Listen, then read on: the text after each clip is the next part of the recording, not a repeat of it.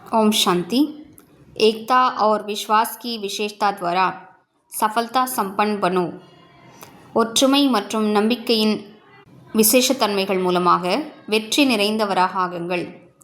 बाकी प्रत्यक्षता का आधार है। साधारण कार्य में रहते हुए भी फरिश्ते की चाल और हाल हो। தந்தையின் வெளிப்பாட்டிற்கான அஸ்திவாரமே சாதாரண காரியங்களில் இருந்து கொண்டிருந்தாலும் फरिश्ताவை போன்ற நடவடிக்கைகளும் மனநிலையும் இருக்க வேண்டும்। ऐसे नहीं कहो कि क्या करें, बात ही ऐसी थी, काम ही ऐसा था, सर्कमस्टेंस ऐसे थे, समस्या ऐसी थी, इसलिए साधारणता आ गई।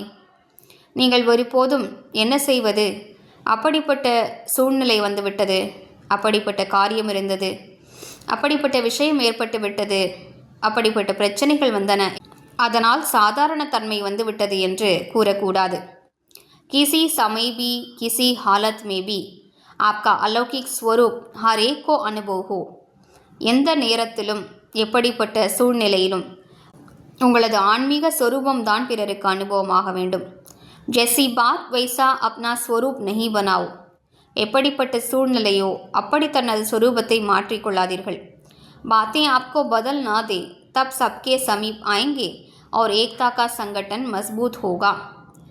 வரக்கூடிய சூழ்நிலைகள் உங்களை மாற்றிவிடக்கூடாது, அப்போதுதான் நீங்கள் அனைவரும் அருகாமையில் வருவீர்கள் மற்றும் ஒற்றுமை நிறைந்த குழு உறுதியானதாக ஆகிவிடும்। ஓம் சாந்தி।